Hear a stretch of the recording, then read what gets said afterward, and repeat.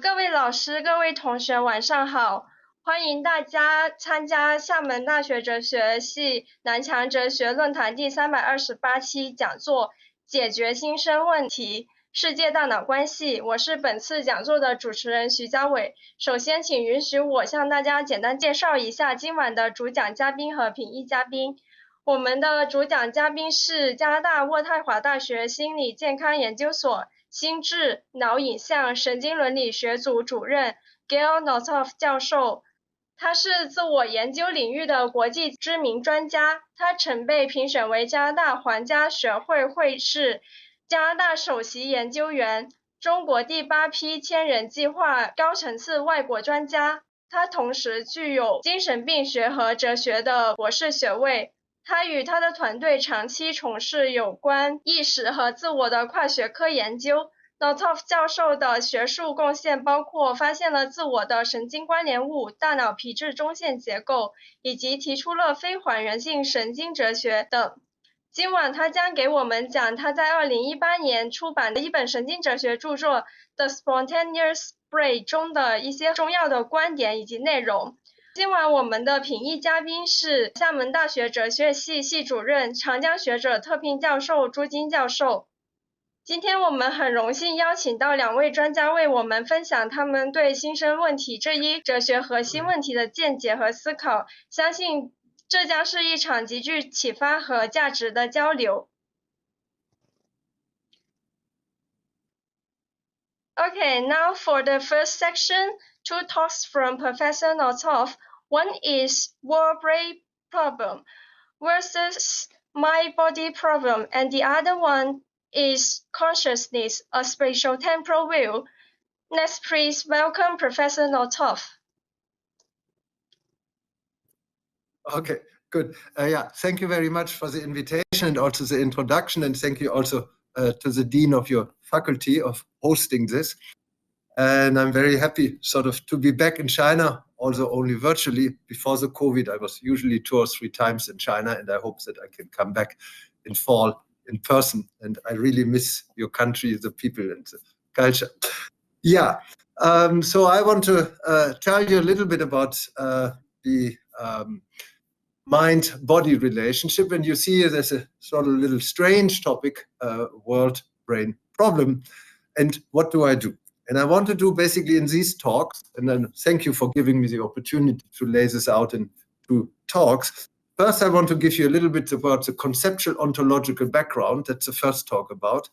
Basically, why and how I think the question for mental features, why and how are there mental features, I shift the problem.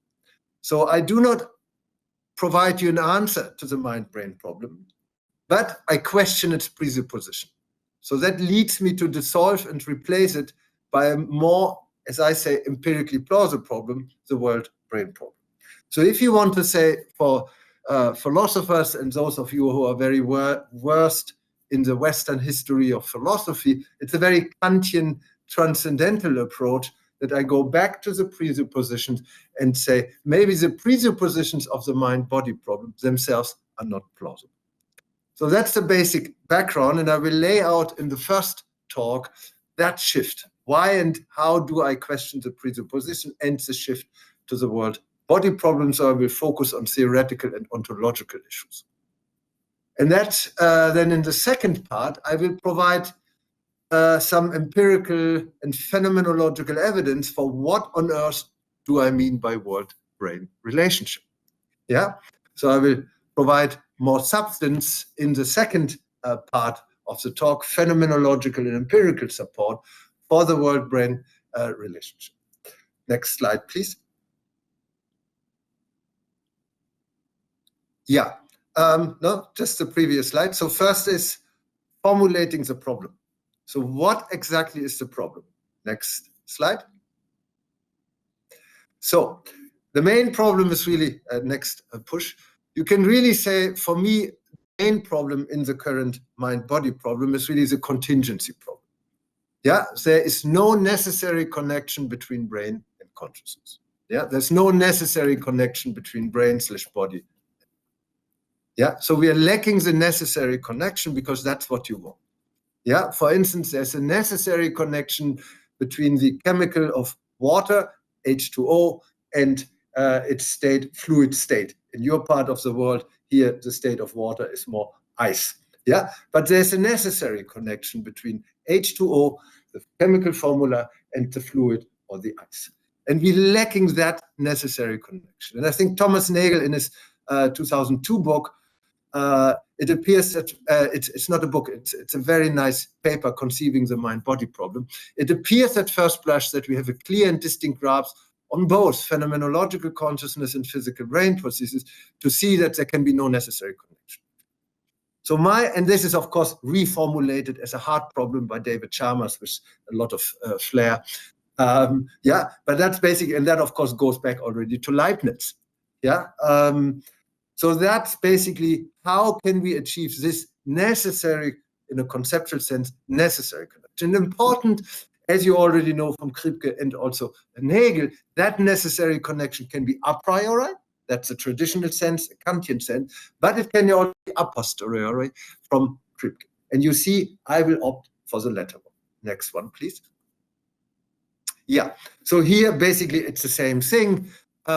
There's a contingency, there's a gap of contingency between the mental features, which have a certain dynamic structure, and the brain.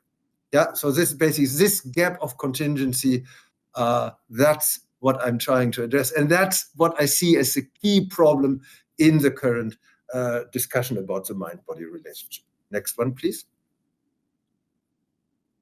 Next one. Yeah, so here I provide you now the overview of the talk. So third, I say there are hidden presuppositions in our conception of neuronal and mental features. And that hidden presupposition is what I call the specialness of the mental. I will make more. In the second part of my talk, I will flesh out the ontological implications of the move from the specialness to the non-specialness of the mental. As I said, I will explain that more. And that leads me to what I call spatio-temporal ontology and the world-brain problem. And that is basically the second part. This is the main, the first focus of the first talk. And then the second talk, I will give you more explanation how the brain-consciousness relationship look like. And this is more phenomenological, empirical oriented. And then I will introduce the temporal spatial theory, which operates against the ontological background of the world-brain problem and the spatio-temporal ontology. Next one, please. Yeah, so here is the key thing, and I'm talking here explicitly about Western philosophy. Very important, because I don't think that you have these assumptions in Eastern philosophy. As the little I know about it, I've been a little bit into Zhangzi philosophy. So the presupposition of specialness. You see here in philosophy, obviously in Western philosophy, it goes back to Descartes, that the mind-body, the body can be observed from the outside, third-person perspective, that easily we can measure, we can quantify the body. However, the mind, we cannot observe in third-person perspective. It's only accessible in first-person perspective, is subjective rather than objective. And it's an inner, it's an inside, the body is at the outside. And this mind-body dualism, this of course goes back to Descartes.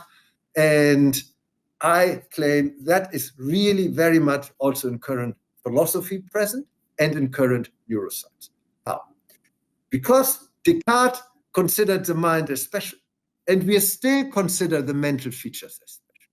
We don't locate them outside the brain anymore, locate them inside the brain or the body, the embodied and embedded approaches, but we still say there's a special feature, a special mechanism within the brain or the body which accounts for the mental features.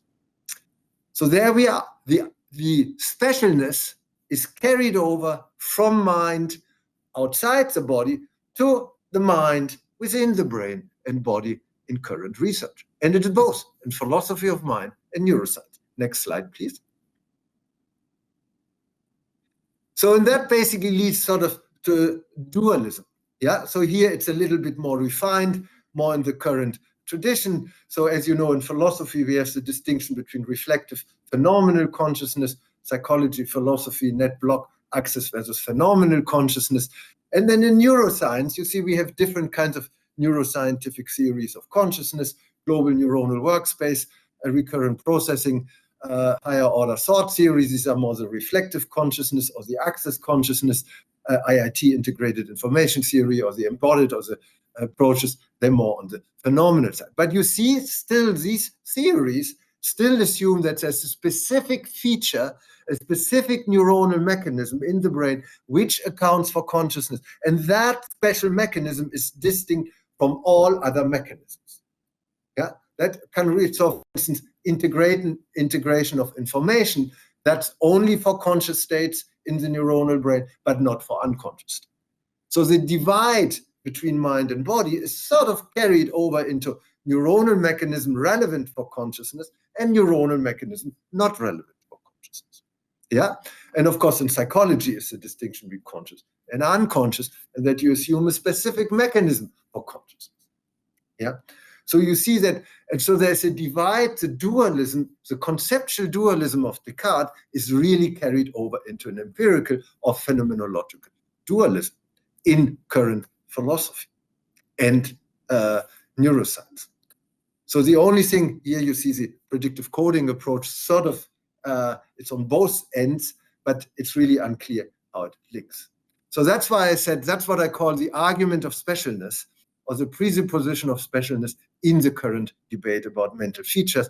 And that doesn't only go for consciousness, it goes also for self, for mind wandering, for various mental features. Next slide, please. Yeah, so you're too fast for me. Okay, so here it's clear it's a difference, and it's a principal difference in our concepts, in our phenomenology, in our empirical. So you see, I mentioned all three domains, and ultimately also in the ontological sort of a hidden presupposition. Next one, please. Yeah, next one. Yeah, so the question is, how can we overcome this dualism, this specialness? So here again, Thomas Nagel, who gives a very good, for me, a very good diagnosis in his papers. His therapy is not convincing. The right point of view would be one which, contrary to present conceptual possibility, included both the basic subjectivity and spatial temporal structure from the outside, all its description implying both these things at once, so that it could describe inner states and their functional relationship to behavior and to one another from the phenomenological inside and the physiological outside simultaneously, not in parallel. Go back to water. We can describe H2O in terms of fluid, in terms of vapor, in terms of ice. Yeah, and that, okay, they cannot occur empirically simultaneously, but conceptually, yes. So that's exactly what we're looking for. So we're looking for a level of description which includes both the phenomenological inside and the physiological outside, the neuronal and the mental. And that's exactly where we start. That's where I'm looking for, where I say, look, I come that the spatial temporal structure might allow that. Next one. Next one. Next one. Yeah. So here, and this is, I say, instead of difference and specialness, I say maybe neuronal and phenomenal states, special and non-special, share something. There's a basic features in the brain which are completely non-special, and these features are key for mental features. So instead of a principal difference between unconscious and conscious features, unconscious neuronal features, unconscious neuronal feature, I say maybe there's a basic similarity rather than a difference. So I go against the specialness, I go against the dualism, and say I turn things around and I say, instead of a principal difference, a conceptual dualism, in the empirical, in the phenomenological, in the conceptual domain. I say, look, maybe there is a similarity between neuronal and mental features, and I'm looking for that. And you see, that's exactly what in the previous quote was indicated. You look for a similarity, it's something that is shared by neuronal mental features. That's, next slide, I introduce the concept of common, and I go back, I introduce, you're too fast for me. I introduced the concept of common currency. what do they share? So the concept of concept can be seen as an ontological concept, it can be seen as an empirical concept, it can be seen as a pure conceptual concept, and it can also be seen as a phenomenological concept. I will flesh that out a little bit more, particularly in the second part of the talk. Next one. So now, of course, the question then, what is it what they share? Next one. What is it what they share? What is the feature? And that's where I go back to the most basic features of nature. And this is a beautiful quote here by Nikola Tesla. Highly recommend to look him up on Baidu. Very interesting guy. And there's no coincidence that Elon Musk named his car Tesla. The two guys share the brilliance, but also the eccentricity in their personalities. But he says something nice. If you want to find the secrets of the universe, think in terms of energy, frequency, vibration. So these are very basic features of what is called dynamic. Yeah. So, and of course, there's nothing special about energy, frequency, dynamic, but the assumption is, and I will show you that conceptually in the first talk and empirically in the second talk, that there's really evidence that these basic features of dynamic energy, frequency, vibration really make a link between neuronal mental features, provide what is shared, the common currency. So here you see a little bit, I say that there's an energy in consciousness, this is shared with the energy of the brain, there's a certain frequencies, neuronal mental features share, and so forth. And you will see what I mean by common currency is like, I speak English and you understand English, so we have a shared language. So we can exchange. However, if you were speaking Chinese and I were speaking German, I'm originally from Germany, we would not understand each other. Maybe it's probably more likely that you speak German than I speak Chinese, because Java knows my Chinese is hopeless. Yeah, so so that's what I mean. Next one, please. Yeah, next one. Yeah, so what do I mean by dynamics? What is frequency vibration? Just to give you a short idea. Here, I always like to invoke the example of the surfer. You're close to the Pacific Ocean, and I'm sure you have a lot of big waves, and I'm sure maybe some of you do surfing. And what do you do in surfing? You follow the change, the dynamic of the wave. And the better you adapt your own movements, your own dynamics to the dynamics of the wave, the better you can take advantage of the power of the wave, and it will propel you, and you have a great experience in what you have a flow, your experience of flow, and wow. Yeah. So here you already see, so the wave is very dynamic, it has its own energy, it has its own power. So same lower right in the brain. You have different kinds of fluctuations, meaning you have continuous change in your neuronal activity, but this change occurs in different speeds of frequencies. Lower right, you see you have very slow frequency changes. For instance, when I speak very slow, now I have very slow fluctuation changes, but and these are usually very powerful. But when I speak very fast, and you can hear me, and now I speak very fast, so I'm very fast frequency. Yeah, usually when I'm in person, I demonstrate that by walking fast.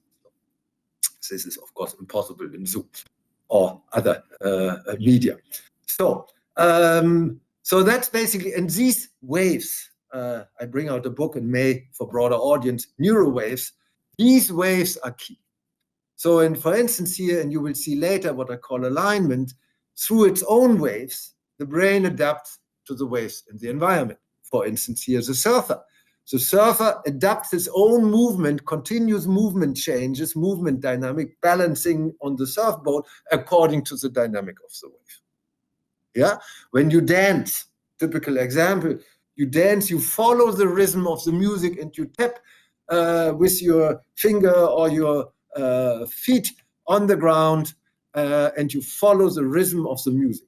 So, and it is shown that the rhythm of your brain adapts and follows the rhythm of the music. So your brain aligns to the music. That's what I will later say conceptually world-brain relationship. Next slide. Yeah, so that's basically, so what I share is a certain temporal dynamic. I will also bring you later in the second part of the talk some example about space, topography. Topography is a relationship, is a concept which comes from geography. Topos is space, graphy is the landscape. So topography of the relationship between different regions of the brain and the relationship between different parts of your mind. Yeah, so that we say, look, there's a neuronal topography and a mental topography shared. And I will show you various examples how neuronal, these spatial temporal topographic feature and temporal dynamic are shared by neuronal and mental activity. Next slide, please. Yeah, so what I'm doing here, just to give you a little bit orientation, here I always, as you already figured, I like to speak in metaphors. So one metaphor is here's the iceberg, which I usually like to recruit. You see the surface, what we see outside is really, for me, the mind-body problem, but on a deeper layer, beneath the water, which we usually don't see, the hidden presupposition or Kant's transcendental approach. What does the mind-body problem, what does the upper part of the iceberg above the water presuppose? It presupposes the deeper part of the iceberg beneath the water. I know in your part of the world there are no icebergs, but here are plenty. So, the deeper part, and that's where I say that's where the world-brain relation and the spatial temporal features come in. Next slide, please.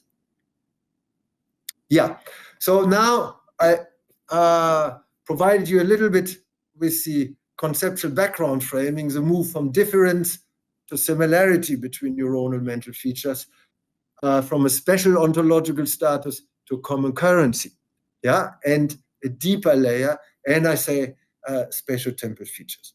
So as I said, in the second part of my talk, I will provide a little bit more flesh to the bones, what I mean by spatial temporal features. You will see this now. I think what I need to know, I need to show how these spatial temporal features provide a necessary connection between brain and mind, between neuronal and mental features. Next slide, please. Yeah, you all know this. Just for you to know, when I speak of ontology, I mean existence and reality in the natural. So if you want to talk about an ontology of the brain, we need to link the brain with the world. If you do not link the brain with the world, you cannot speak of an ontology, because ontology is about the world. And very important, I do not consider ontology just a subset of metaphysics. Yeah, because metaphysics is about the logical world, ontology is about the natural. And I don't need to tell you that there's a difference between natural and logical world. The logical world is aspatial. There's no space and time in the logical world. There is space and time in the natural. So that's just for you a little background, what I mean by ontology. That's very important. It's not just a derivative of metaphysics.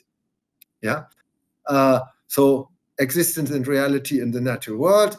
And of course, in order to address it, we really need to go beyond the brain, not just to the body. We need to go to the world. So the embodied approaches themselves are insufficient. Next one, please. Next one. So important. In Western philosophy, and it's very important, you have, if you want to have a rough, very coarse distinction, you have two kinds of alternative forms of ontology. First, and really dominating throughout Western philosophy, even until today, it's an element-based. So you have specific features, specific entities or properties or substances. Descartes assumed substances. Nowadays, they assume mental properties, physical properties, or entities. Yeah, the mind is an entity, yourself is an entity. You have all these concepts in Western language, and they are considered the most basic features of existence and reality. And these elements are usually considered primary. And then if you have these elements, you have a relationship. However, particularly in your part of the world, and also sort of more on the periphery in the Western philosophy, people like Alfred North Whitehead, process philosophy, Henri Bergson a little bit, and the recent development of ontic epistemological structuralism, presuppose a different ontology, what is called relation-based ontology. Now, the relations are the basic features of existence and reality, and the single elements arise out of this relation. So, and what I presuppose here, that's very important, you can already see when I speak of world-brain relation, I presuppose a relation-based ontology. Why do I do this? Because I think conceptually it's plausible, and you will also see, particularly in the second part of the talk, it's empirically more plausible. So, and I do think that this is much more probably in tune with your Eastern background, a relation-based ontology. Much of the discussion in the Western philosophy and the problems, like the mind-body problem, go back to the presupposition of an element-based. Because if you had a relation-based ontology, you would not even come up with the idea of the possibility of raising the mind-body problem. Yeah, you need to presuppose an element-based ontology in order to be able to speak of a mind-body problem. So it's really sort of, if you want to speak a Kantian turn here, a transcendental-like approach. Next one, please. Yeah, here is just, I illustrate, next one, just go also. Yeah. Here is just illustrate. You saw, I hope you followed her, that maybe you just go back so to make this more clear, because the steps are important. Just go back. Yeah, it's basically what I said. Now start on the left. Yeah, start, next one. So here you see the elements, then the relationship. Next one. Yeah, you see the relations first, then the elements, and now next ones. Yeah, and you see mind-body problem are really different properties or substances.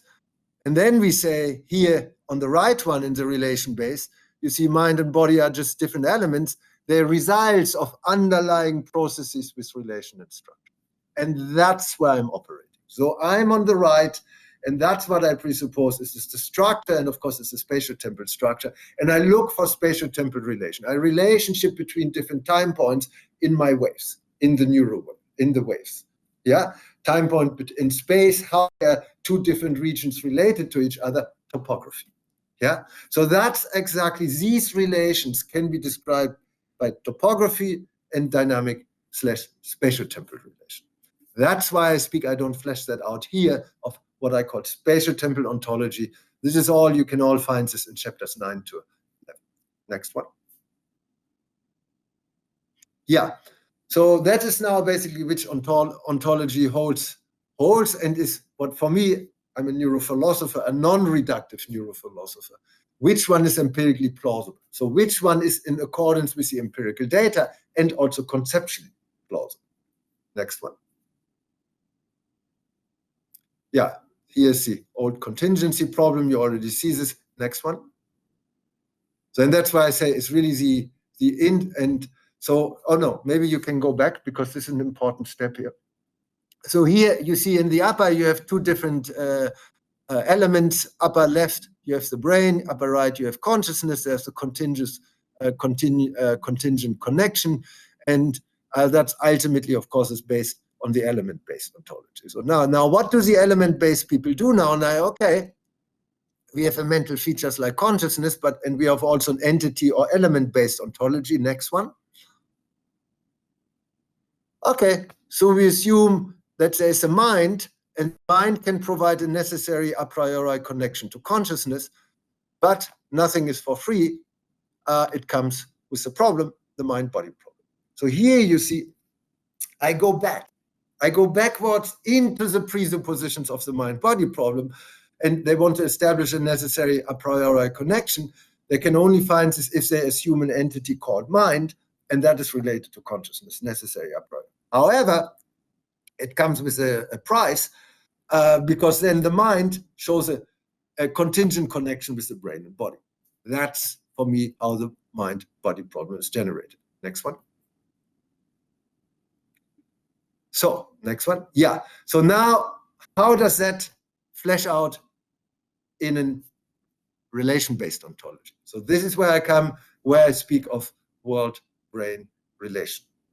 Now I will flesh out that this world-brain relation can provide a necessary connection between neuronal and mental features.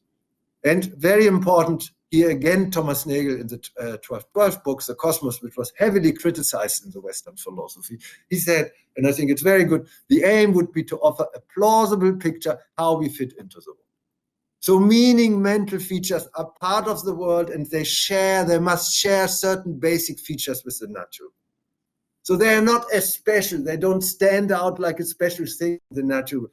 They're prone to the same features of the natural world. And that's where I say, remember the quote by Tesla, the natural features like dynamic waves, basic features of the natural world. And I say that provides a neuronal mental connection. Next one. Next one. So here you say, Sam, okay, there's a basic relation. And as you know, the brain or body are just part of the world as a whole. So we need to also consider that the brain body are integrated within the world. And that's very important, because the brain is not the whole and the world is not the part of the whole of the brain. It's the other way around. It's a part-whole confusion in current philosophy, Western philosophy. Yeah. So that's why, for instance, I said I cannot go into ontic structural realism, and where I say spatio-temporally nested. So your brain and your body are nested. It's like the Russian dolls, the smaller doll, like the brain or body, are nested within the larger doll, the world. And Java sent me at the time the beautiful picture of Chinese crystal balls.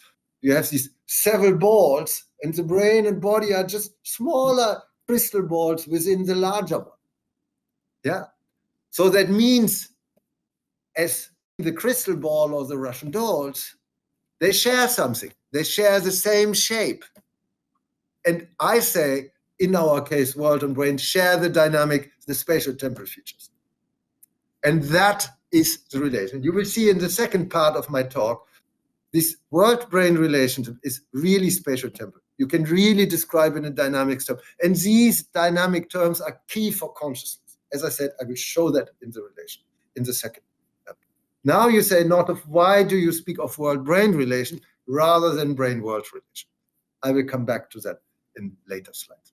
So, and if you have this world-brain relation and the relation based ontology, then neuronal and mental features, brain and consciousness, are just elements arising out of this relation.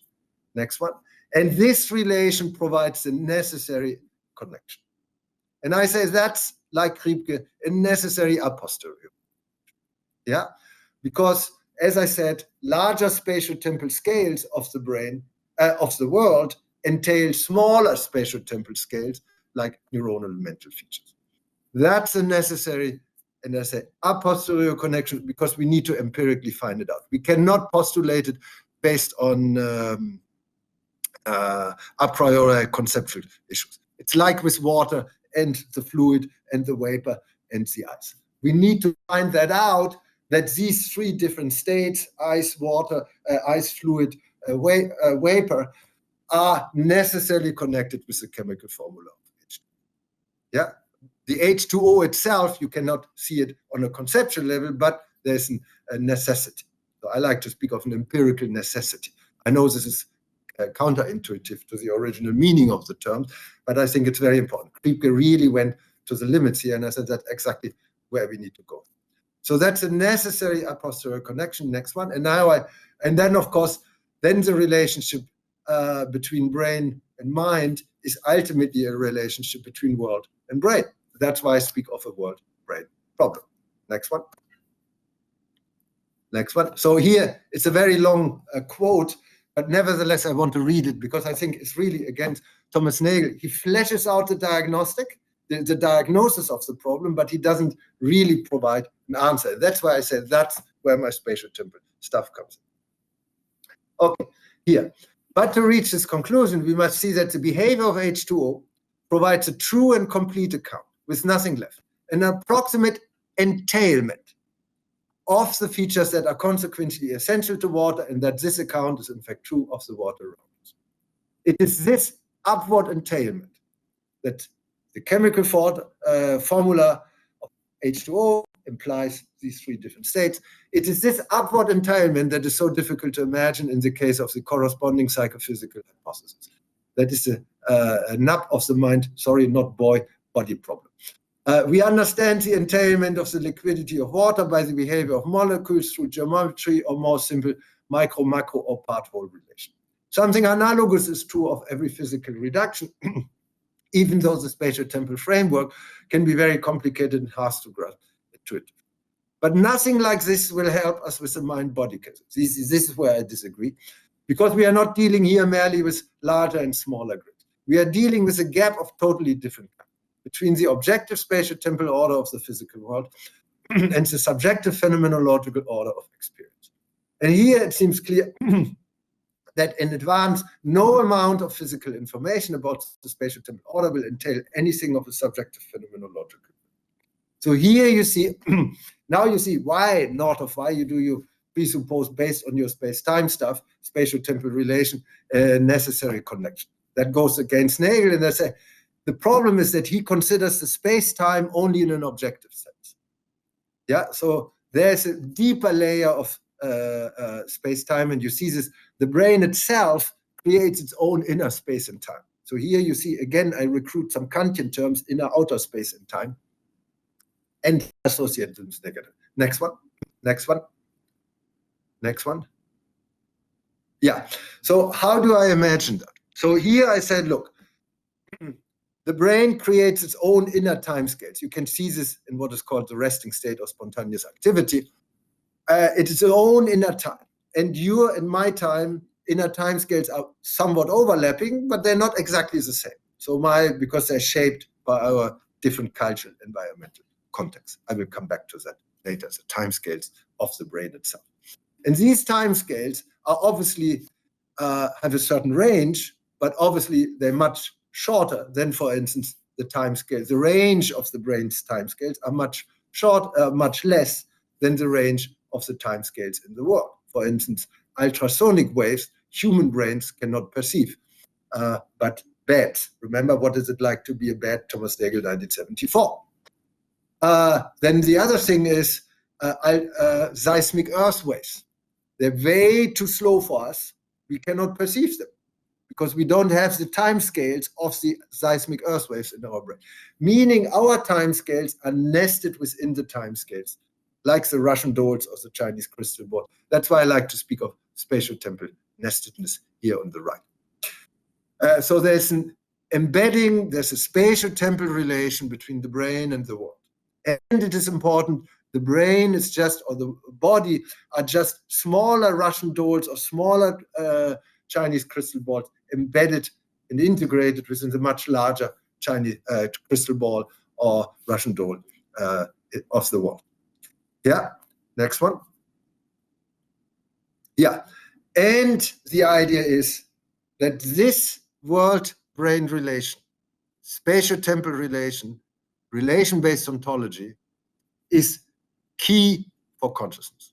It's necessary, there's necessary a posteriori connection that basically our mental features are just a smaller Chinese crystal ball or smaller Russian dolls embedded within the larger.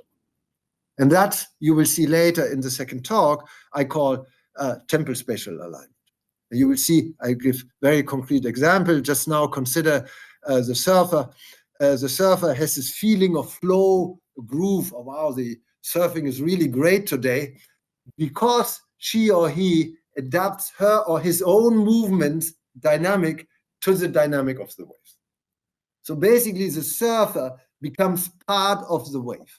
And many surfers tell you exactly that. I'm not a surfer, I've never been, but I've spoken to surfers about their experience. Same with musicians.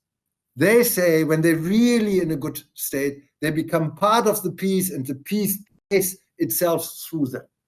So here you see a part-whole relationship in the experience. And I say that's the same ontologically, and you will see this neuronally later. Yeah, that's why I speak from the brain adapts to the world. It aligns. And that perspective, and that's what is consciousness for me about. Consciousness for me about that you experience yourself as part of the wider world. So you situate yourself in the world, you have a point of view, Thomas Nagel, what is it like to be a man? And from that, you experience yourself as integrated and part of the wider world. Even now with Zoom, I experience myself, see and hear Java as part of the screen of the wider Zoom. So even there is, if you want to say, I know it's not Zoom, but so we always use here Zoom in the Western world. So there's a Zoom-brain relationship. So the brain adapts, somehow must align to Zoom to make it possible that I experience myself as part of the wider world. Next one. Yeah, and I said already, yeah, here I already indicated that, and that's very important. So often the brain, and still in much of current psychology and philosophy and neuroscience, the brain is considered very much like an input-output.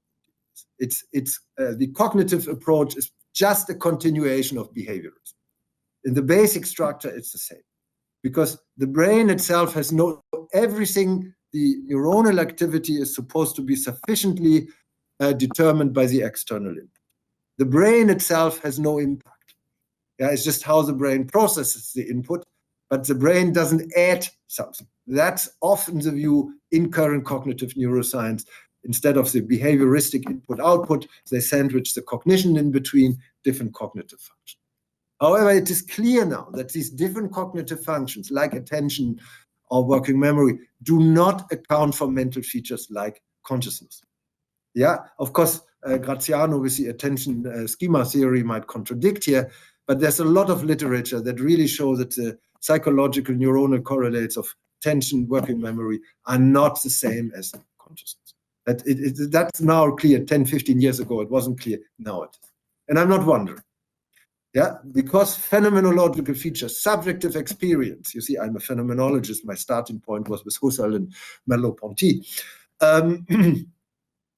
really cannot be explained by cognitive features. That's really more and more the data suggests that. So here important, the brain itself has its own inner time and space. So you see here I recruit again the Kantian concept from the transcendental aesthetic of the critique of pureness. Yeah, and you see the brain creates its own inner time and space. That's the spontaneous activity or measured in the rest. And nobody knows in neuroscience what on earth the spontaneous activity is good for.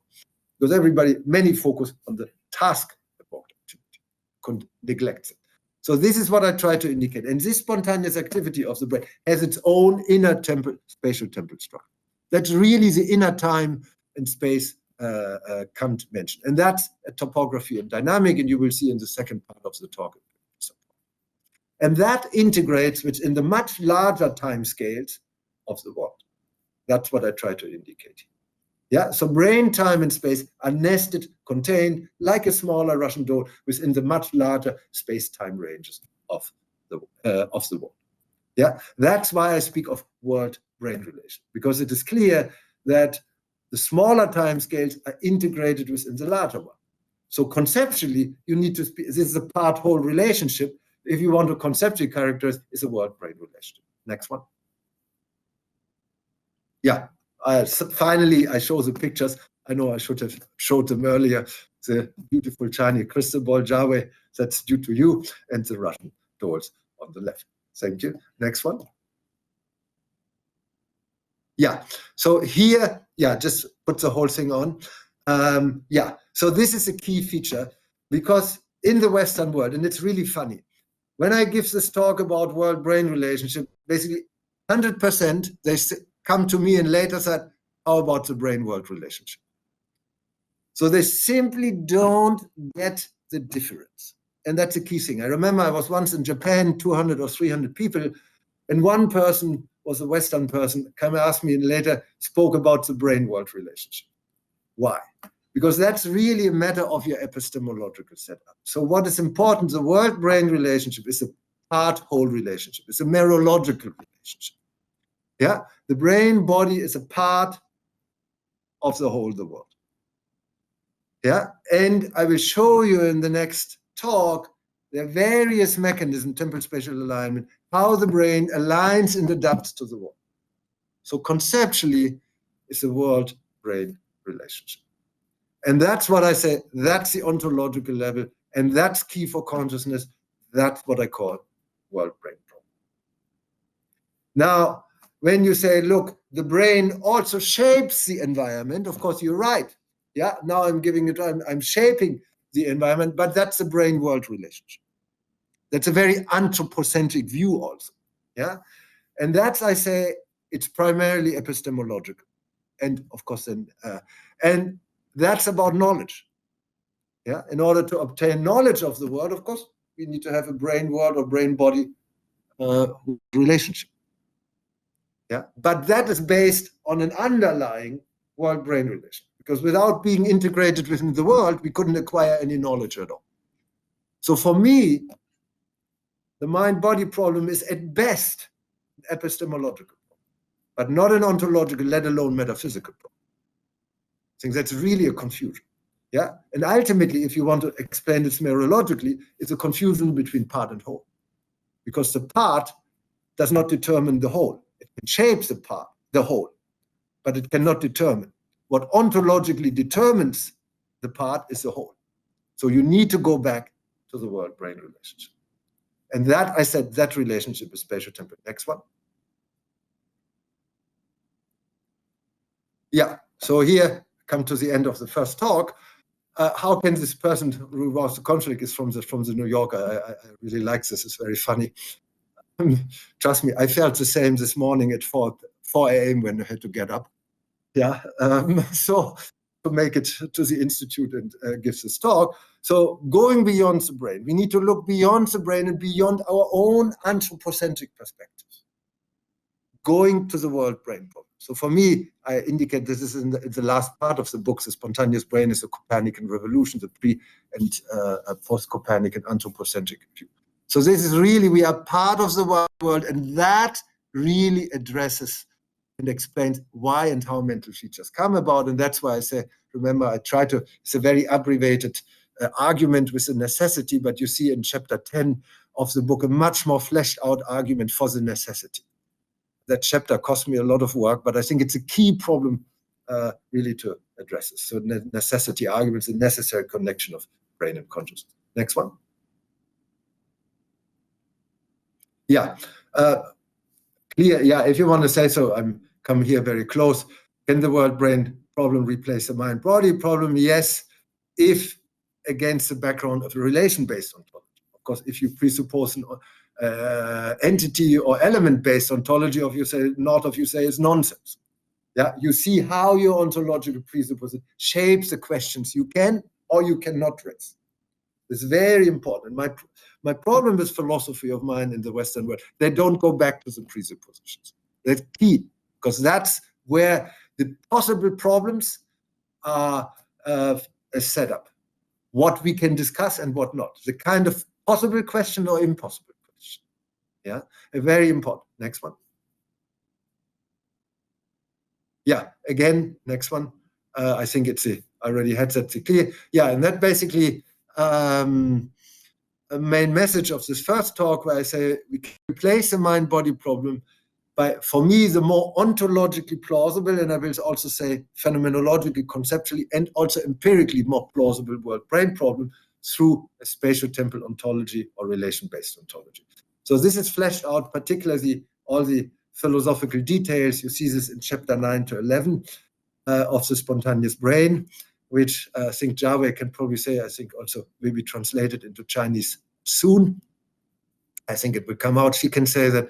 And there's another more broader version for general audiences, which will come out in May this year, Neurowaves, you see brain, time, and consciousness. And if you want to see more talks and blah, blah, blah, and papers, is how you can go on our website, as you see at the bottom, www.georgnorthoff.com. So I close with that. And now if you want to know more about what is the world-brain relation, what do I actually mean, maybe Northoff provides some flesh to the bones, make it more specific, more example, that I will provide in the next talk, where I go a little bit into neuroscience. As you may know, I'm not only a philosopher, but also a neuroscientist and psychiatrist. So thank you very much for this first talk. And I don't know how you want to do this, Java. You want to have some questions now, or you want to continue with the second talk, or maybe some questions now, and then I have a couple of minutes to breathe with the question, but whatever you want. How about moving on the second talk first, and then question and answer? Okay, okay.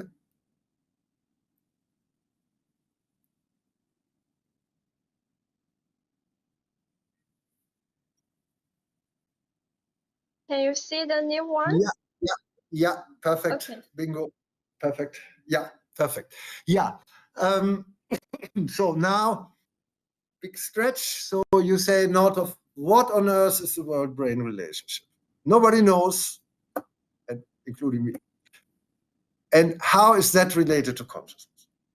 So, Northoff, can you provide some more details?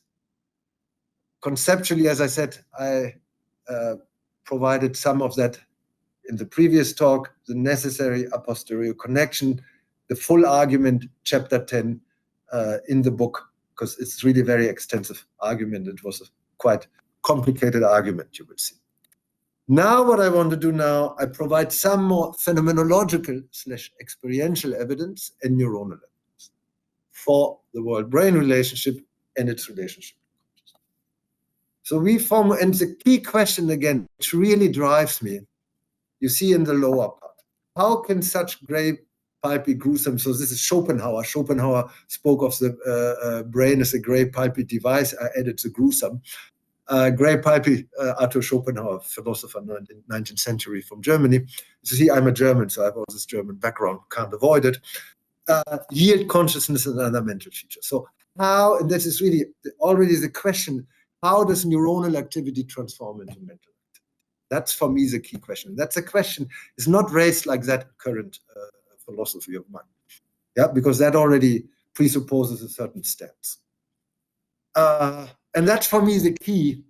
And we developed the temporal spatial theory of consciousness, TTC, temporal spatial theory of consciousness, TTC. And I will show you a little bit of that now. Next one. By the way, here you see the Frankenstein. It's the Frankenstein movie. Highly recommended. This was done in the 30s of last century, back in Romania in Europe. Highly recommended if you want to look up in Baidu or Google or wherever. Highly recommended to have a watch of that movie. It's very funny, and in a way, it's very real what we are doing these days. So, next one. Yeah, here I give you a little, very, very short the theoretical background because you already heard a lot. And then I will give you some insight about the mechanism of consciousness. Next one. Yeah, you already saw that, the dualism, the difference, the implicit dualism in our current conception of mind and body, brain, and in both philosophy of mind and neuroscience and psychology. Next one. Yeah, this is a paper which we wrote 2020. I wrote this together with Victor Xiamen. This is an important paper because it provides an overview of different neuroscientific theories of consciousness. And they all fall prey to this assumption of specialness. We assume that's a special neuronal mechanism or embodied mechanism or computational mechanism that is different from all other mechanisms in the brain body, and that specific mechanism is specific for consciousness. So they all fall for this implicit latent dualism, the assumption of specialness of consciousness. You can really say that. But that by itself already basically replicates the gap. Remember the gap of contingency. So they will never, just because of their model, their conceptual presupposition, find the relationship between neuronal and mental features, because it basically already excluded, yeah, from the rest of the brain. Next one. Yeah, that really, see, okay, next one. I already saw that. The similarity, you already saw that. Next one. Next one. Next one. You saw all that already in the first talk. You saw that. Yeah. And now, as I said, I want to provide you some of phenomenological and neuronal evidence. And we introduced this temporal spatial theory of consciousness in 2017 in the upper paper, and now we fleshed it out, and we have many empirical studies you can see on our website, and you can see various talks. So, and what is very important here, we really try, and that distinguishes the TTC from all other theories of consciousness. First, we really want to link the spontaneous brain activity, the resting state, with the task evoked or the stimulus related. That's key. Remember, the previous slide, I indicated that the brain has its own inner time scale, its own spontaneous activity. Yeah, even when you sleep or when you don't think, when you don't do any cognitive task, there's still spontaneous activity. Always. Your brain never shuts up. that if it were shutting up, you're dead. You lose consciousness. So this is really, really key. And the second thing, what we try to do, and you see this, I developed that later in this talk, we really try to link the neuronal and phenomenal level. So first we develop neuronal mechanism, underlying phenomenal field. And then we try to link explicit neurophenomenal hypothesis. So how neuronal activity transforms into mental. And that's through the common currency, the space-time. So I will illustrate you now some empirical work, some phenomenological thing, how to bridge this gap. So this talk is not so much primarily philosophical / ontological or conceptual, but it's more neuronal and phenomenal. But my hope is that you see what I try. I approach the world-brain relationship from different perspectives. From the conceptual perspective, makes a necessity argument. From the ontological perspective, makes the relation argument. From an empirical perspective, the neuronal evidence, which I try to provide in this talk. And from a phenomenological perspective, what does it imply phenomenology? So this is, for me, I don't flesh this out here, is what I really call a neurophilosophical approach, a non-reductive, because I don't reduce the philosophy to the side, but I considered it in a pluralistic way from different perspectives or different domains, as I like to say. Next one.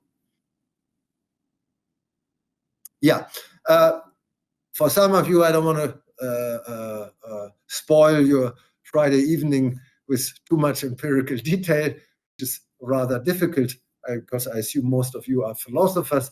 But what is important here, that unlike other theories, we do not just assume one specific mechanism. We say consciousness is a multifaceted phenomenon with different dimensions, content, form, level, and probably many more.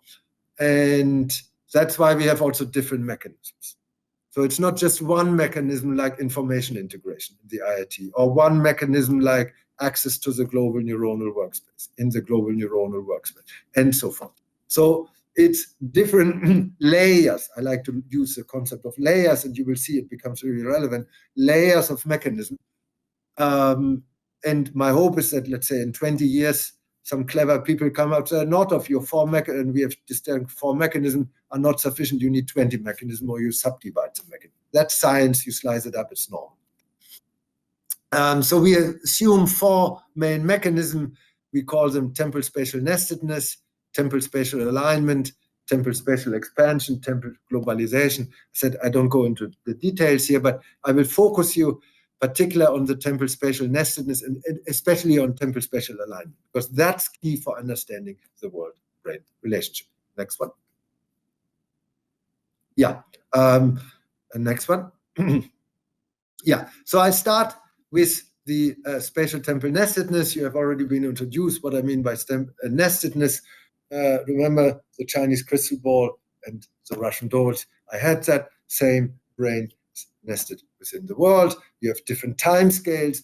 The faster time scale is nested within the next slower one, which in turn is nested again within the next slower one, and so forth. So we have a hierarchical pyramid of different time scales crossing the boundaries of brain, body, and world.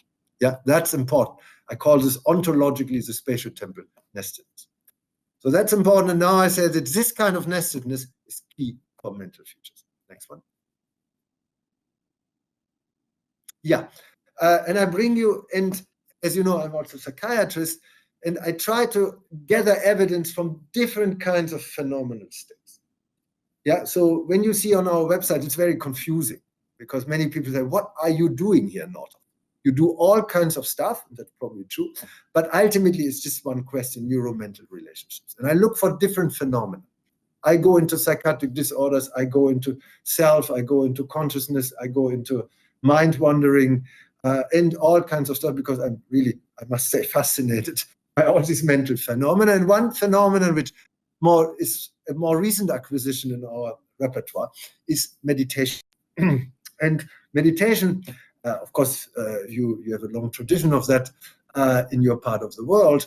And there's one particular feature of meditation which attracts my interest, is a non-duality. So usually we have a duality of self and world, self and other. Yeah, I distinguish myself from the other and the rest of the world.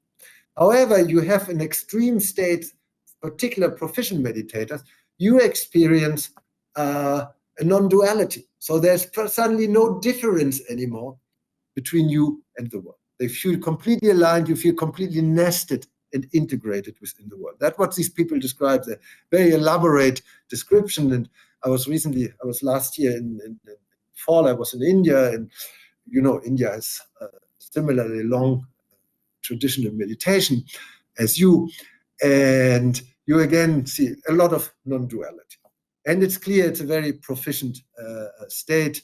So now what we did here, we investigated, which was done by Austin Cooper, one of my students, and Bianca Ventura, the two who are really interested in meditation. And we really investigated, let's say, how do the neuronal activity, its spatial organization, its topography, change from naive meditators, from beginning meditators to proficient meditators. Is there a change in the topography of the brain? And is that change in the topography related to your experience of non-duality, that you don't experience a difference between self and other, self and world?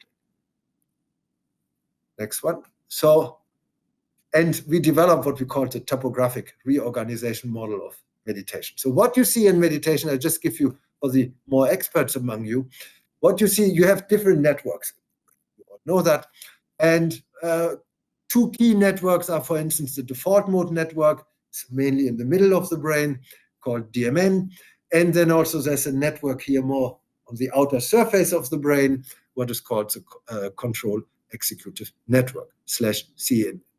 And as you already said, the network in the middle of the brain, the DMN, is closely associated with your sense of self, your inner cognition, your inner mind-wandering thoughts when you don't really pay attention what Northoff says. You say it's boring anyway and nobody understands what he says. So you just mind wander. So then probably your midline regions are strongly affected. However, if you really listen in a very intentional way to me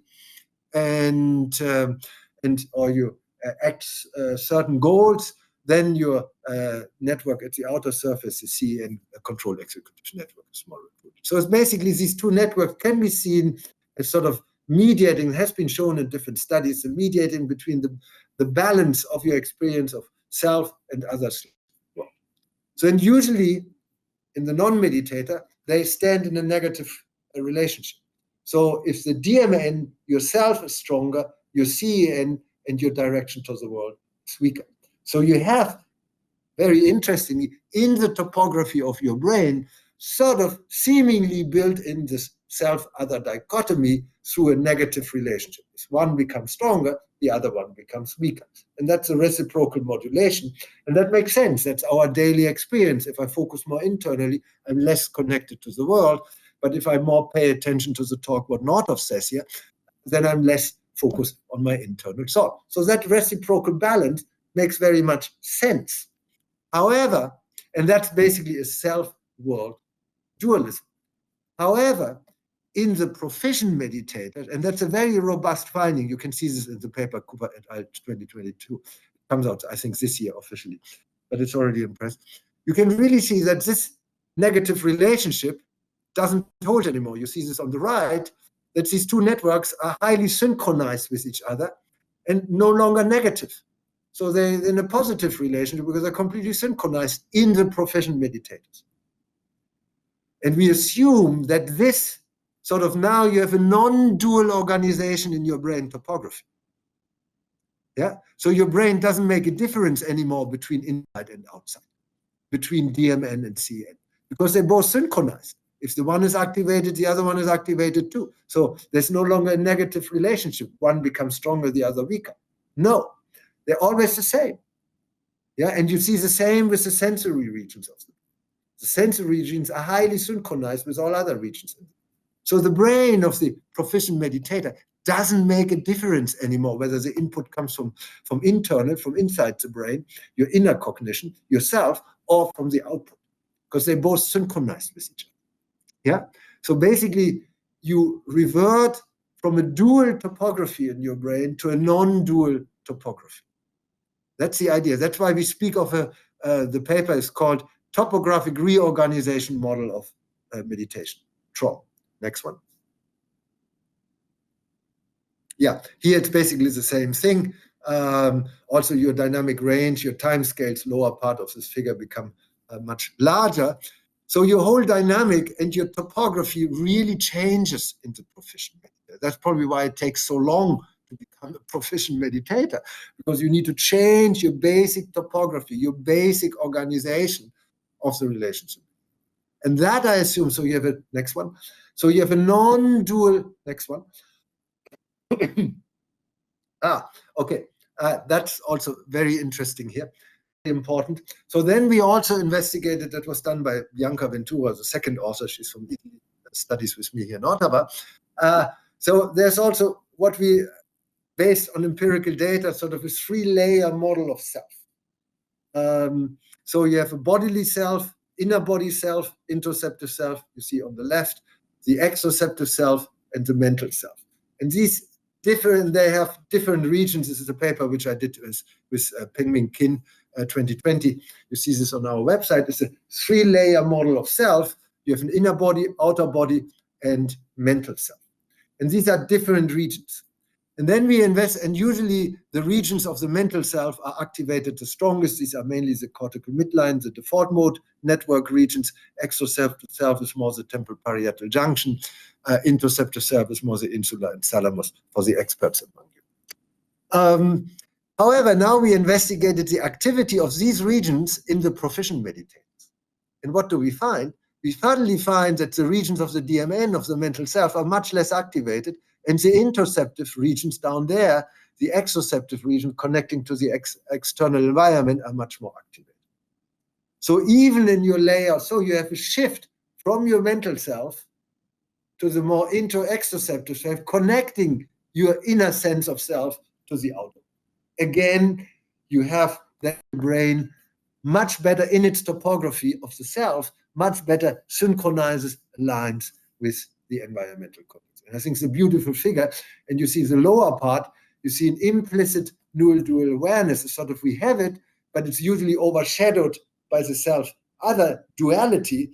But in meditation, you bring out this deeper layer of your topographic organization through extreme training.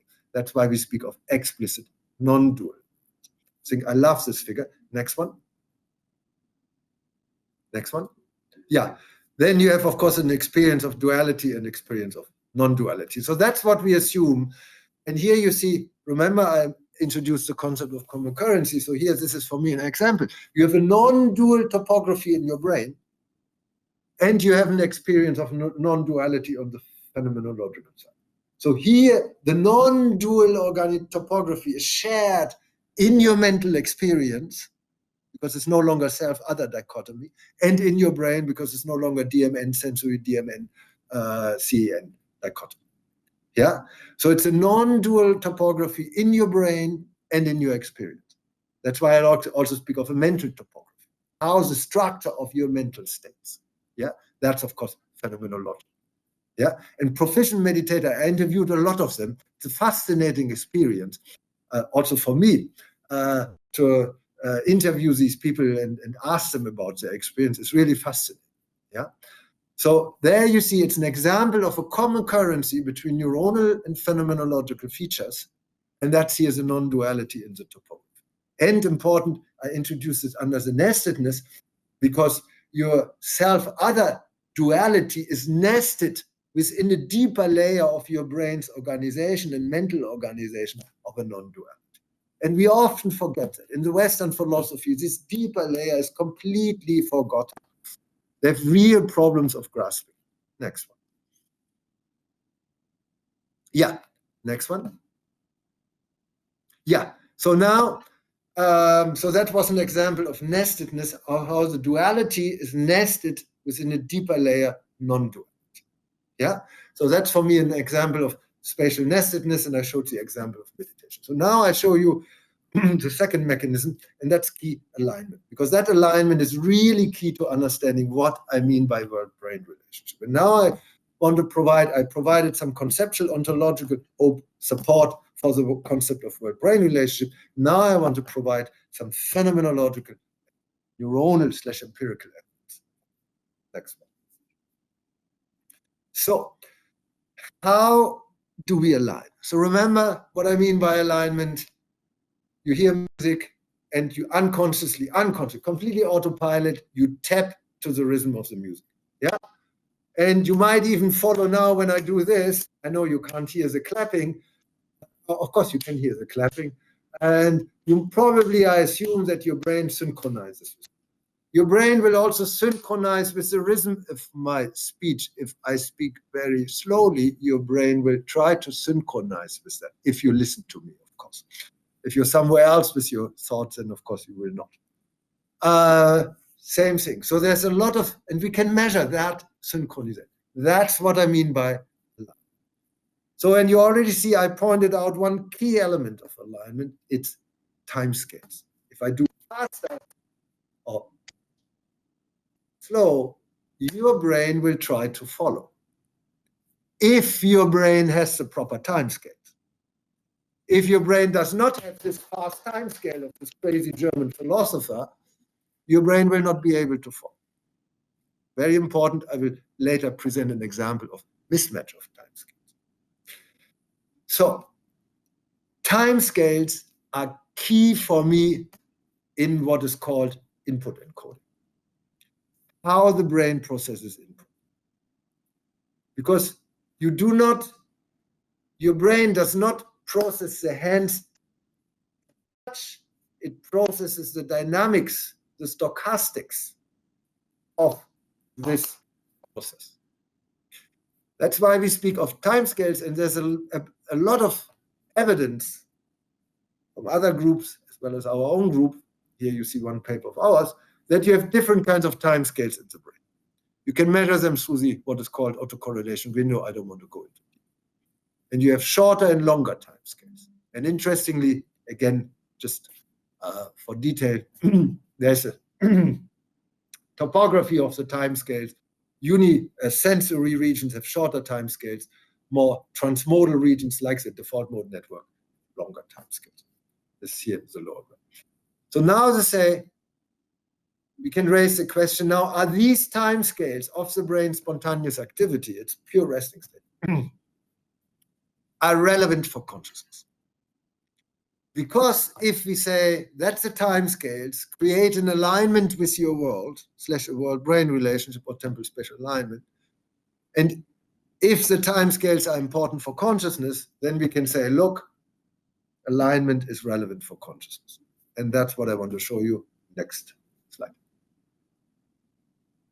Yeah, this is a paper which done by Federico Zilio. I think Jave, no, you were not here when he was there, right? I don't think he was before you. So this is actually a philosopher and neuroscientist. So he's a philosopher, he's in Padova in Italy. He's a postdoc now, and but he also worked himself into neuroscience. It's a fantastic example.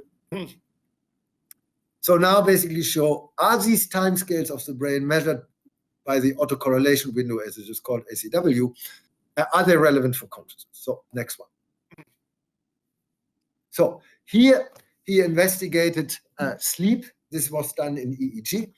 And again, I know it's difficult for you as philosophers to see this, but nevertheless, you see the lower level, you see the autocorrelation window, the lower right is what is called the power law exponent. That's in the frequency domain, ACW is in the time domain. And you can measure basically how much a signal correlates with itself over time. And let's see. So, but what is important that your time scale changes when your level of consciousness changes. So you see this in the lower left.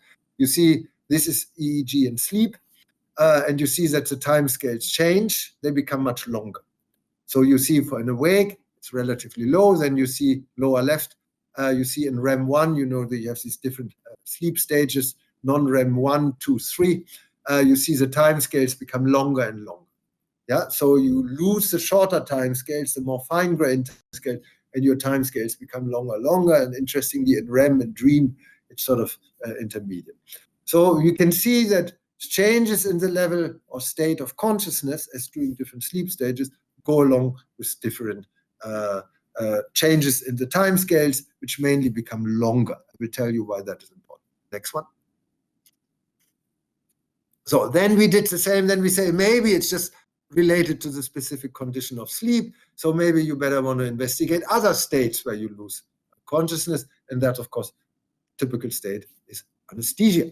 So here there are also different forms of anesthetic drugs like ketamine or servofluran.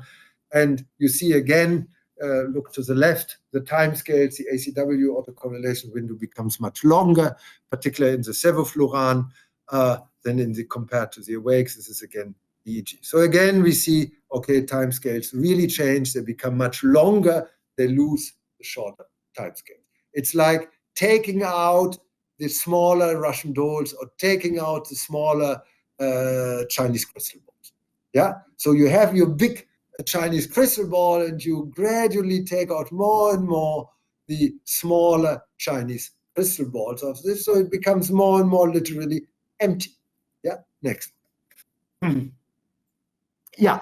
Then Federico did a very clever thing. So he said, so in these conditions, anesthesia, we also had the unresponsive wakefulness, like coma, also included in the data set. I don't show that here.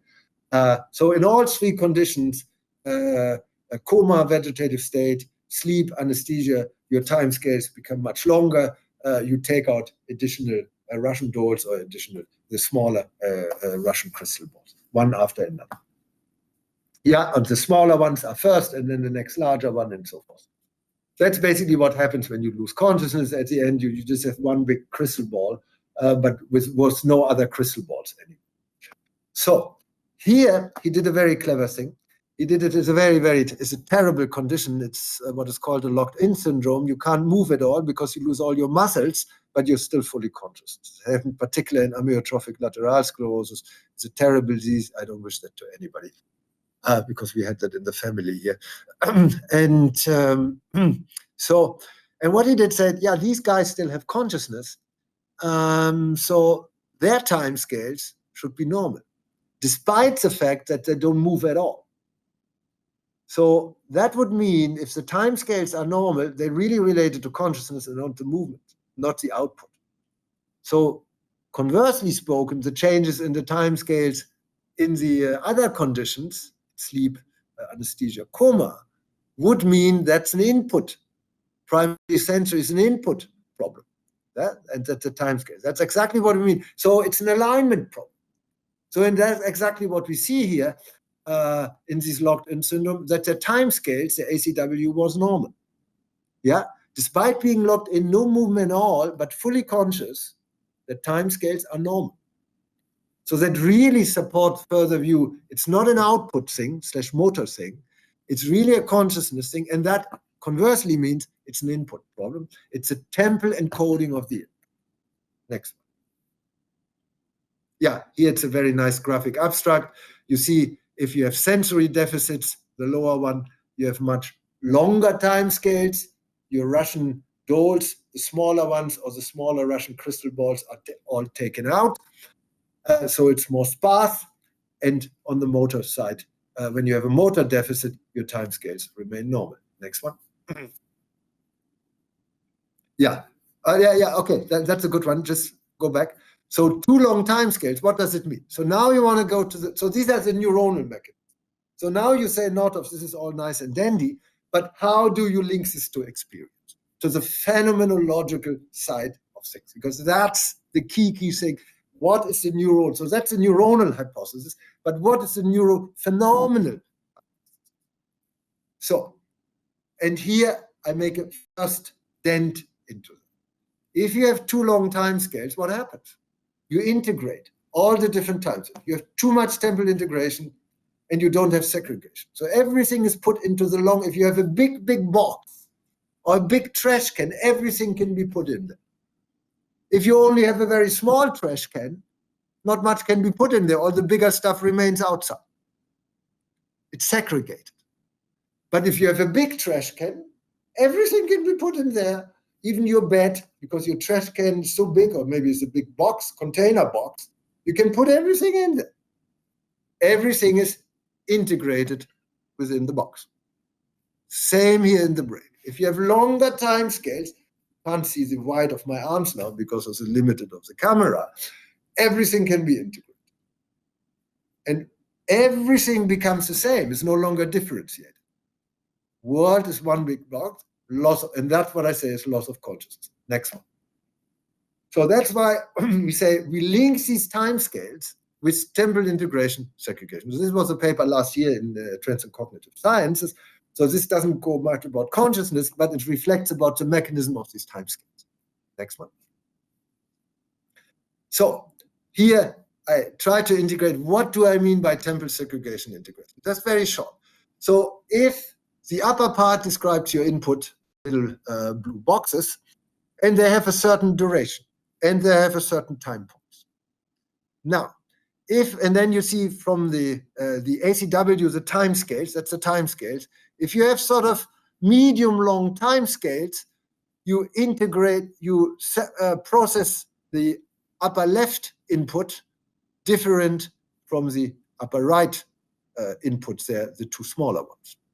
So you have two evoked activities which distinguish, and then of course experientially you also perceive them as different. Now, if you have on the right a very long time scale, your ACW is very long, you integrate all the three inputs. So what do you experience? You don't make any difference anymore. So when I do this now I do this, you will not make a difference between this and this. You perceive this together. Now, if you have very fine-grained time scale, then you can make a difference because your brain can temporarily segregate them. When I do this, you have probably fine-grained frequency. You can distinguish between these different movements. Now, if you don't have these small time scales, you will perceive this as just one movement. Next one. Yeah, so this is a beautiful figure, which I always love. Federico did this. Federico Cilio, the co-author of that paper. And I love this. It's also, for me, it's also very funny. So here he illustrates, this is sort of schematic, but based on the data he obtained. So here he illustrates basically what the time scales do when there's a thief and a policeman. Policeman running after the thief, and you need, upper left, different kinds of time scales. So the police guy, please stop now. Then the thief says, you can't reach me. So now, first you need small time scales for each of the words. You need to distinguish the words. So you have smaller time scales, shorter time scales. Then you need longer time scales to put the different words together into sentence. And then you need an even longer time scale to really perceive the two in connection with each other. So you perceive them as different, but also as connected, because you can distinguish between the police and the thief. But you can also say, the police guy is running after the thief. So you need to integrate that. There's a time delay. You need a time scale for that. Now, if you do not have the shorter time scales upper right, then it becomes a little blurry. You probably cannot differentiate as well between the different words and the movements. Remember what I said, your fine-grained movement, you cannot follow these movements anymore. You just perceive that as one movement rather than as different. I hope you still perceive all my movements. At least I can see them. Yeah. So now your time scales become even longer, lower left, and to sleep and mild sedation. Suddenly everything becomes blurry. You cannot dissociate anymore. You cannot differentiate. Now, when your time scales are completely long, remember my example with the trash box, then everything is integrated, so everything is the same. There's no differentiation anymore. Yeah. So it's just, that's the way I imagined it. So this, of course, now we run experiments to prove this. Of course, it's not an easy one, but that's something what we're currently working on. So this is schematic, it's an association, but it's a mechanism, temporal integration, segregation, based on the time scales, which we assume directly affect your experience. Next one. So you see that, again, the time scales of the brain might be relevant for the time scales of your experience. So for me, experience, phenomenal features and mental features are intrinsically temporal and spatial. So now we investigate all kinds of mental dynamics, thought. The different kinds of thought have different time scales. There's one student actually from China, he's in Hangzhou, Jingyu, who does beautiful experiments on mind wandering. He can really show that different kinds of thought are related in different time scales. Next one. Yeah, so here, this is more conceptual work. We said, look, the IIT integrated information theory only considers very short time scales, but it lacks the longer time scales. Yeah, so we fleshed that out in very much detail in this paper. So it's really, and that's a problem. The current neuroscientific theories of consciousness, let alone the philosophical theories, they all presuppose one simple time scale. But it's a multi-scale. When you experience your consciousness, you have different time scales. You have very short, longer, because now you can integrate this movement, and then you can integrate this movement within my overall talk. And you already heard me talking for way too long, probably. So you don't want to have that long time scale. So anyway, yeah. So it's a multi-scale phenomenon. And when we lose consciousness, we lose some of these scales. Next one.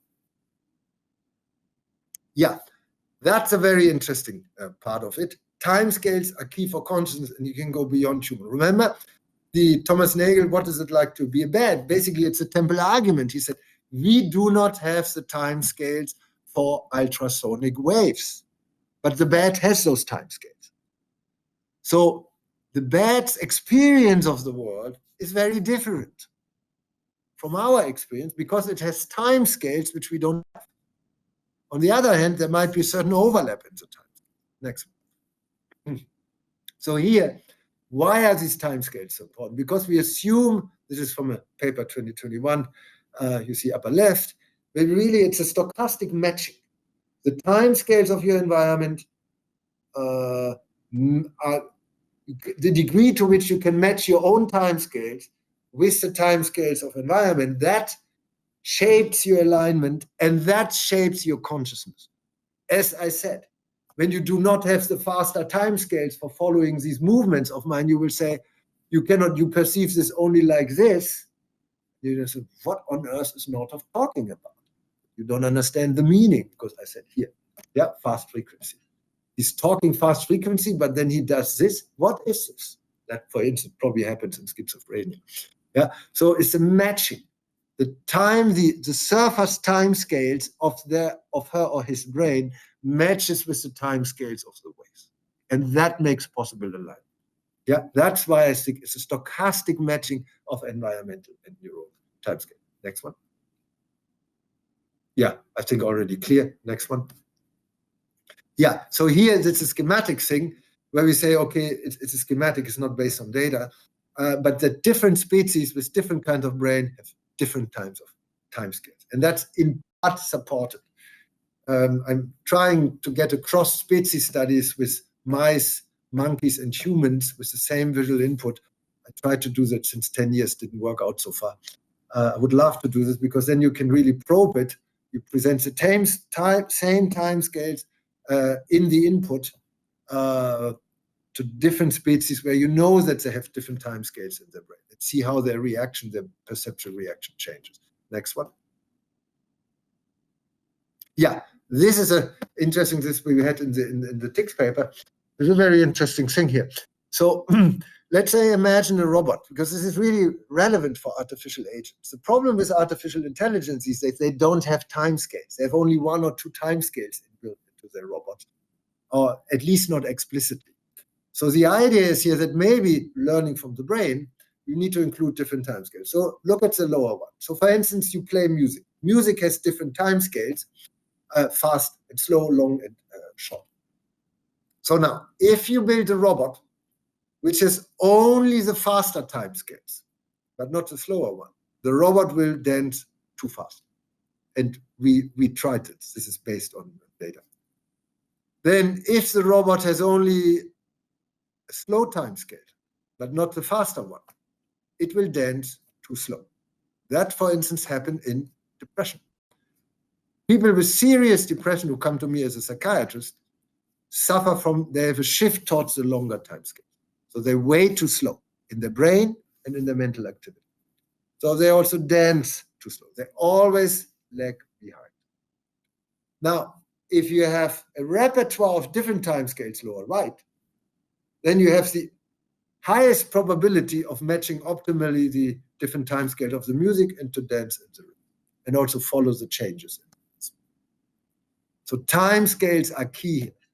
And I say timescales, next one, are key, as I said, for your consciousness. Next one. Yeah.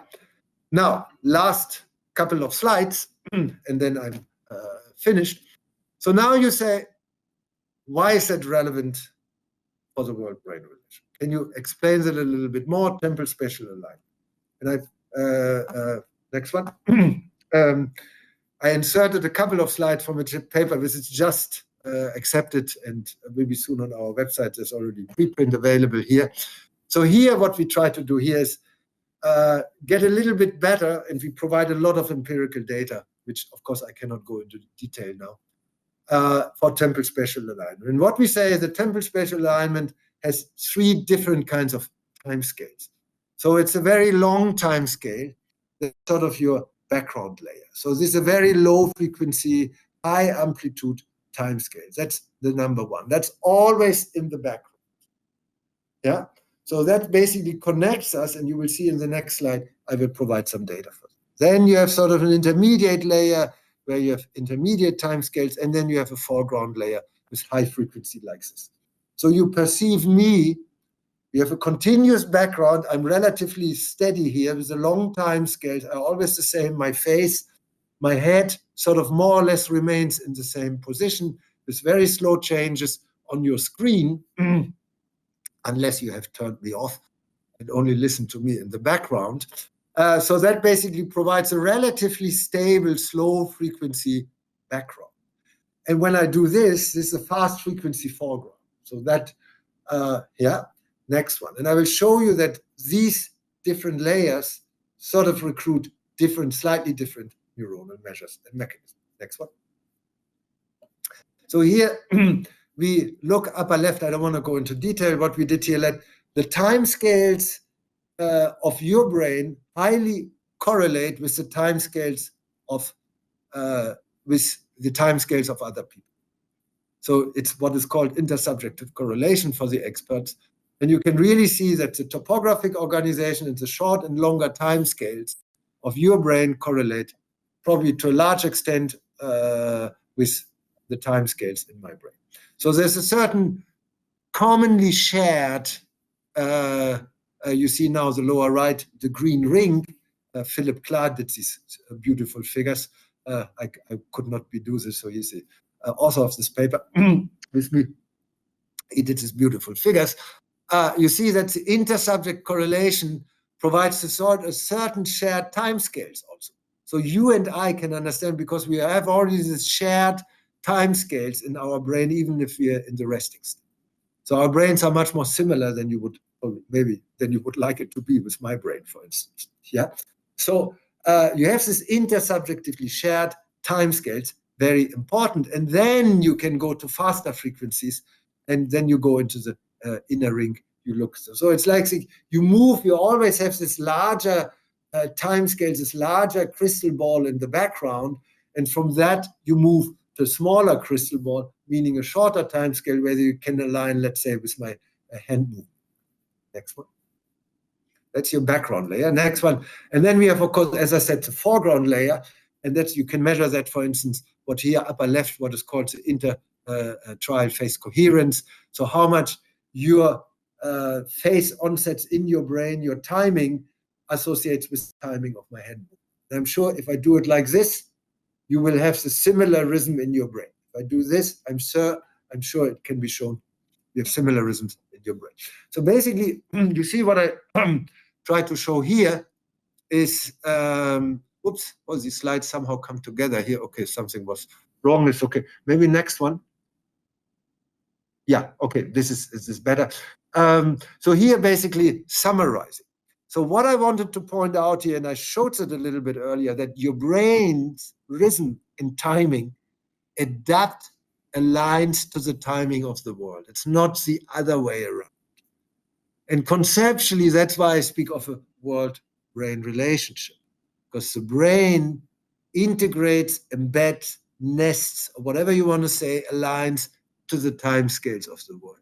So if this is a part-whole relationship. So if you want to conceptually describe it, you need to speak of a world-brain relationship between conceptually the whole is prior to the parts.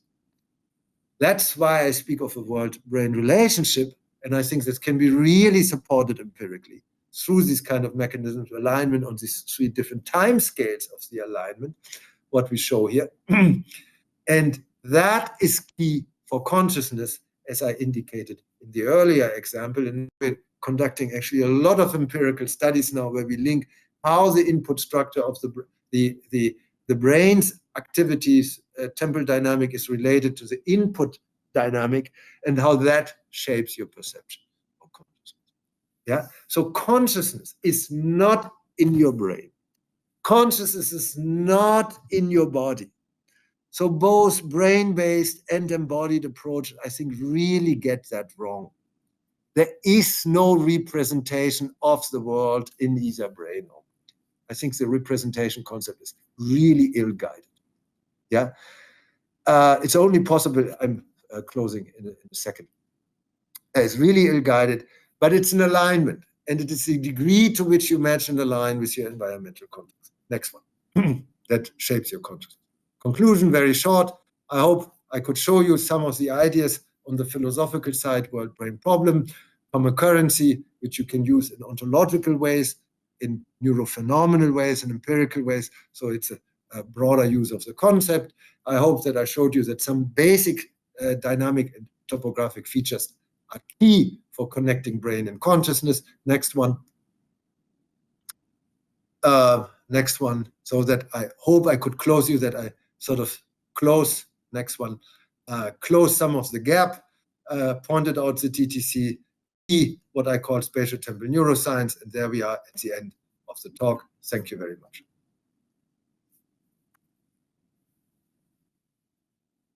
Thank you very much for Professor Northoff's amazing talks. Now is the second section, is the commentary section. Let's invite Professor Zhu to share his comments and opinions on tonight's lecture. Okay, thanks to Jiawei. And thank you, Professor Northoff, for these 2 very eye-opening and interesting talks, lectures. And there are a lot of new research outputs and put in the lectures. So we have just seen that based on many research articles published recently, and we look forward to reading Professor Northoff's new books, and some has just published and some in press. So these talks to me are very impressive, and I myself don't understand this content very well, but I'm interested in reading articles and the books by Professor Northoff, and to know more about his theories. And these 2 talks, 2 lectures, one is more philosophical, the first one, and the second one is more scientific. And the key to me is the temporal spatial theory of consciousness. This is the clear part of these 2 talks. So this is a very rich, innovative theory of consciousness. There are many theories of consciousness in the market for 2 or 3 decades, and I think this is a very new one, and and radically innovative theory of consciousness with a wide range of empirical studies to support this theory. And from this theory, and Professor Northoff developed so philosophical implications for the nature of consciousness, the nature of the self, and especially for the mind-body problem. So in his first lecture that he showed that how this theory of temporal spatial theory of consciousness can change our basic understanding of the important philosophical problem, mind-body problem, and to replace it with what he called the the wood-brain problem. This is a very interesting and stimulating idea that I think philosophers should take serious. So thanks very much. I want to read more about Professor Northoff's research, and I think we can learn a lot from his studies and develop new philosophical understanding of many traditional philosophical problems. Yeah, thanks very much. Let us move on to the third part, question and answer. 谁有问题都可以直接打开摄像头来问。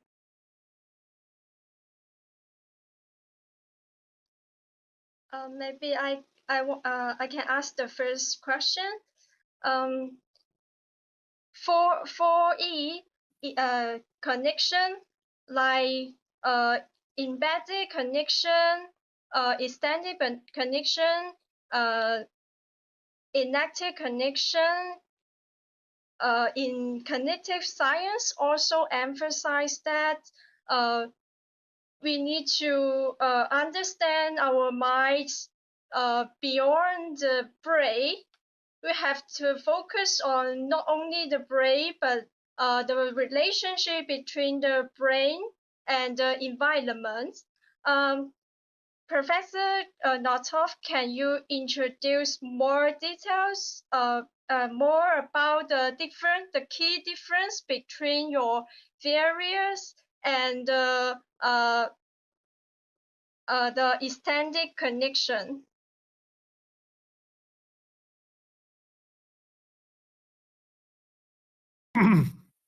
Yeah, that's a good question. I think many of the embodied and extended, I know that there's some approaches which come very close to what I mean by world-brain relation and enact that. But then key difference is, and there are two key differences. Many of the embodied approaches or enacted approaches presuppose what I understand as a lived body. Yeah, so the body is not just an objective body, but it's integrated in the world. It has sensory motors, action, perception, rather than just sensory motor function. And that, of course, goes all back to Merleau-Ponty. But they basically take that for granted. So my question is, how do your sensory motor functions get attuned to the world? So meaning conceptually, how does the objective body transform into a lived body? So for me, they leave out the necessary condition of that transformation. So that's why I say, and for me, and I know many people ask me this, why do you leave out the body? For me, this world-brain relation, and it is clear that in the lived body, the relationship of the body to the brain plays a key role. And that's why I would say, look, it's the world brain, how the brain filters and processes the input from the environment and also from the body. And then it creates sort of a virtual space-time matrix within which the objective body is transformed into a lived body. Yeah. But I know that some of them, there's some Dutch people, can't remember, it's not Kilberstein, it's somebody else, I can't remember his name. It sort of comes close, but that's really a key feature. So for me, the question, how is the lived body, which is sort of a virtual body, how is that possible? That's why I say it's a world brain. The other key difference for me is the asymmetry in the relationship between brain and world. The brain adapts to the world and integrates and nests, and is thereby shaped, the world shapes the brain, / the body in that case too. So and I think that's this part-whole asymmetric relationship, the nested relationship, I think it's the second key difference, which I think is highly important, both conceptually as well as empirically.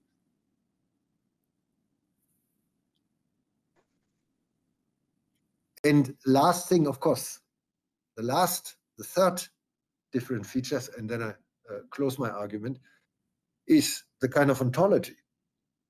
For me, the embodied approaches, ontologically, they don't say much. Maybe I'm wrong here. I'm not an expert in these approaches. But they're relatively mute with respect to ontological questions. I think because implicitly there is still sort of an element-based or entity-based ontology hidden there in the background. But again, you might disprove me here. Not fully sure, and that's clear. I mean, I am, of course, a radical relation-based ontologist. And as I said, I think that's supported by the empirical data, and that's key for me. Yeah, the empirical support is very important here. It doesn't decide the conceptual ontological issue, but it lends plausibility. Okay, thank you. Is there any question from audience? 有什么观众想要提问的，可以直接问。There's a question from an audience. Professor Northoff, would you like to talk more about the differences about the elements and structure? What's exactly the structure? The system of world brain and the system of my body are not the same. The former is pure physical, and my body is not physical. This audience want to know more about the difference between the elements and structure, your ontological ideas. Yeah, so philosophically, historically, the concept of structure goes back to what Kant called the form. And that really is a certain structure of your mental apparatus, that's the way he described it, by means of which cognition of the world becomes possible. And then, he introduced the categories and all of that. So now I say, look, and then he reverted, of course, to the logical level with the categories. And I say, no, we don't need to revert to the logical level. We can remain within the natural world. And there's a certain structure. There's a certain organization. For instance, between slower and faster, longer and shorter time scales.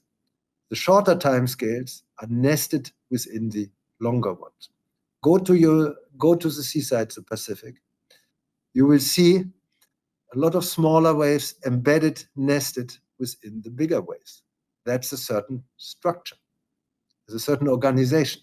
You will not see that the bigger waves are nested within the smaller waves. You will not see that. The bigger dolls or the bigger crystal balls are not nested or integrated within the smaller one. There is a certain structure. There's what I call in my book spatial temporal directedness. Yeah. And that's a certain structure. And the empirical data show that that kind of structure is very relevant for consciousness. Remember the time scales, if the shorter time scales go and are eliminated when you gradually lose consciousness, like in the sleep stage, your consciousness goes. So meaning your structure becomes suddenly, instead of 30 Chinese crystal balls, you have only 10.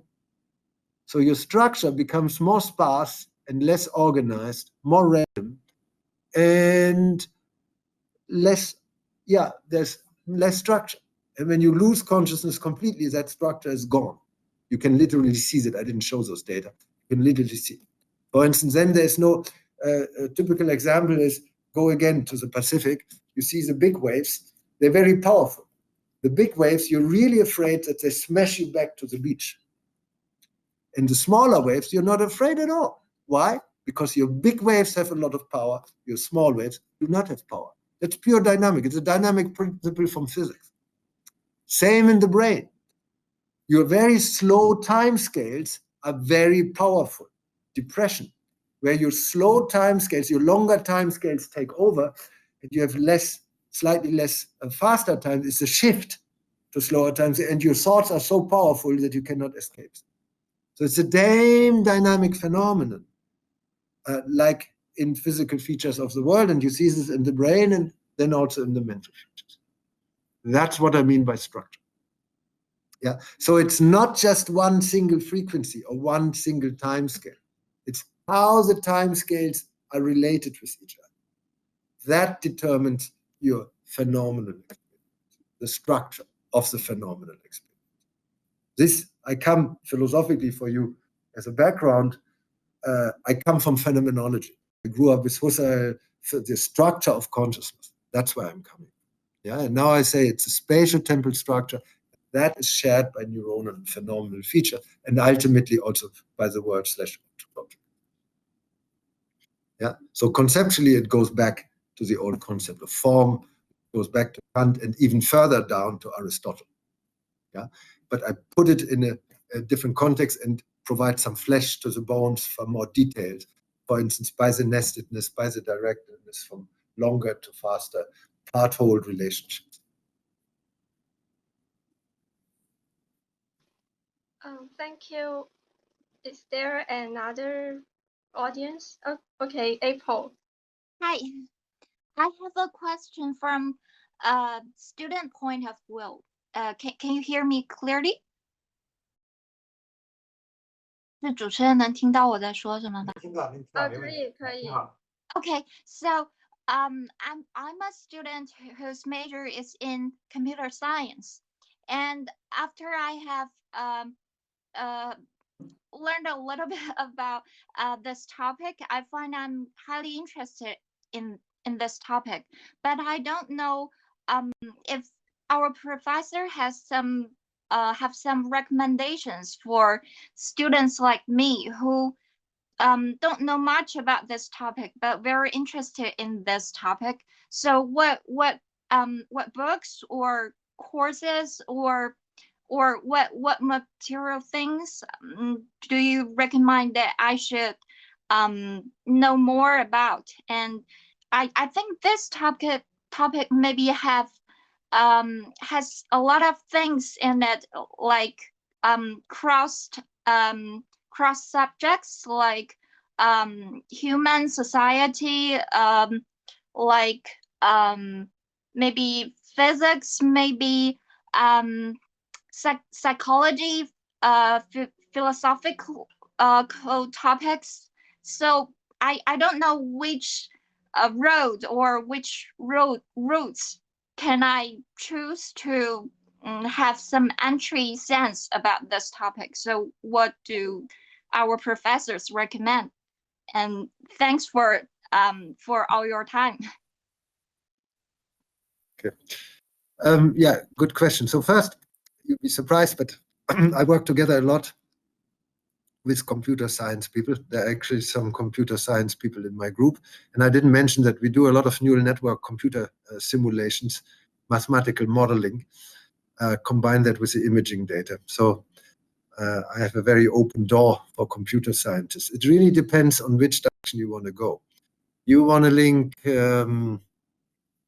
your computer science with specific applications in robotics or artificial intelligence, or you want to link your computer science with neuroscience, or you want to devise specific instruments. So I think first I would really clarify sort of in which direction you want to go.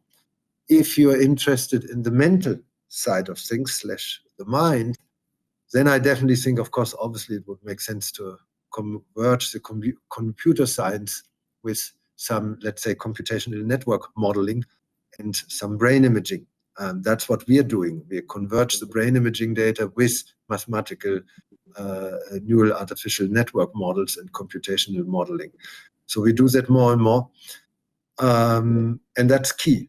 And computer scientists, you guys have the skills for that. So I studied neuroscience, philosophy, and psychiatry, but I never computer science, so I don't have those skills. But it's very important. Of course, another line if you want to go into robotics. But again, then I would really say, for me, and you will see on my website, you see some talks I gave about artificial intelligence, and I really think that the current robots and the current AI really lacks the timescales. It's really a problem. I mean, they have a couple of timescales, and that's why probably they're so efficient, and they're probably superior. They're superior in certain tasks to us, because they just have a couple of timescales which are ideally matched to the task they perform. The problem is that they're not adaptive. And I think the main thing, and that's where really I think we can learn from the brain, and we haven't understood that yet fully. The brain has a variety of different timescales. They're organized in a certain topographic way. I indicated that. And they can really adapt and match their timescales with the environmental timescales, the temporal spatial alignment. And I think this world-brain relationship is not present in current AI and robotics. Robotics have, let's say, a robot-world relationship, but they don't have this capacity to integrate and embed within the much larger array of timescales of the environment. And that, I think, makes the human brain so adaptive. And we haven't understood that at all. Yeah? Because much of the research really focuses how the brain imposes itself, but not how the brain aligns. So the direction is the opposite. And I think that's highly relevant. So because I'm also a psychiatrist, also working on mental disorders like depression, schizophrenia, bipolar, and we really look for this alignment because this is highly relevant in the diagnostic and also later in the therapy with the timescales. Yeah. So I know it's a little bit extended answer. So it really, you need to follow your instincts and what your interests. A large chunk of my time, I think about what is the next step and in which direction I want to go. It's very important. Yeah. Okay, thank you. We have a final question from audience.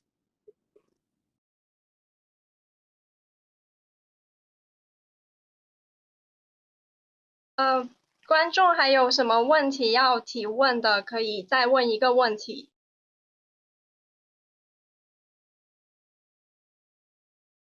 朱老师这边有什么问题吗？ Okay, yeah, I have a small question regarding the presentation, today's presentation of your theory, temporal spatial theory of consciousness, and also the philosophical discussions. So what you have shown in the lectures are the examples or the studies, mostly what can I say? So without the activity, so the interaction between the brain or body to the world. So this is not still a part of the whole picture. So what examples you have used, like meditation or other mental disorders regarding to consciousness? So if this part of active, inactive part of this activities put into your theory, that can coherent or just have something new that you have to integrate it? I think if I understand the question correct, I think that alignment thing is really a very unique feature of the TTC compared to all other neuroscience consciousness. And this is a very tricky thing. So usually you would think the traditional view of the brain, that the brain is just a receptive organ, it has some sensory features, and then they're basically processed in the brain, and the brain is basically more passive. And you could also say maybe alignment is basically just sensory processing, goes back to David Hume and John Locke, how they conceived the mind. But, and that's a tricky thing. And then Kant, of course, reacted to Hume and said, look, the mind is just not a passive organ, it's a very active organ. And that's all the categories and blah, blah, blah, the whole transcendental apparatus. And that's exactly, so here you can see that historically, I sort of link these two. And you see these kind of discussions in the first chapters of the book. The first 3 chapters of the book, you basically see I compared different models of the brain in the Spontaneous Brain 2018. I compared different models of the brain, and they clearly go back to Hume and Kant. I think I don't mention that explicitly there, but for everybody who knows the background, it's clear. So, and that's a key thing for the alignment. The alignment is not a passive process. It's not just passive processing of input. It's a very active way that the brain adapts its own temporal spatial structure to the temporal spatial structure of the environment. That's an active process. Kantian terms, spontaneity. Yeah. So here I link 2 seemingly contradictory elements, spontaneity and adaptation to the world / sensory processing with each other. So that's I think that's really a unique feature of this approach, both in the TTC, other theories don't have that, and I think has huge implication ontologically, because that's for me what I call world-brain relationship. And these processes are lost in consciousness. And we provide, as I said, the 2021 paper, we have another paper in revision on exactly this alignment, where basically we show you have a certain frequency in your task and that your brain doesn't align to that frequency anymore when it loses consciousness. Yeah, so it's amazing the adaptive aligning capacities of our brain, and these are key for consciousness. So this is a key line of our research, which we really try to support in various ways, and much more will come out in the next months and years. I can say that. Great, thanks. And that's also a key, compared to the previous question, that's a key difference between the brain and the current AI and robots. Yeah, and I'm extremely interested in devising robots. That's why I like computer scientists, just to go back to you, with this capacity, because then we could use those robots for treatment in mental disorders. Yeah, because the mental disorders, like depression, schizophrenia, are clearly disorders of this alignment. Because these patients do not properly synchronize. They cannot, depressed patient cannot synchronize with the fast rhythm because their brain is too slow. They always lag behind. And you see many papers on us on the abnormal slowness in depression, in thought, in perception, and so on and so forth. Yeah. So that's, you see, it's a key. It's a key for the mind-body problems, is alignment. It's a key / world-brain problems, also key for mental disorders and for consciousness thereby. Okay. Tonight we benefited greatly from Professor Northoff's lectures, which gave us a novel approach to the mind-body problem. On behalf of the organizers and the audience, I would like to express my gratitude and respect to Professor Northoff.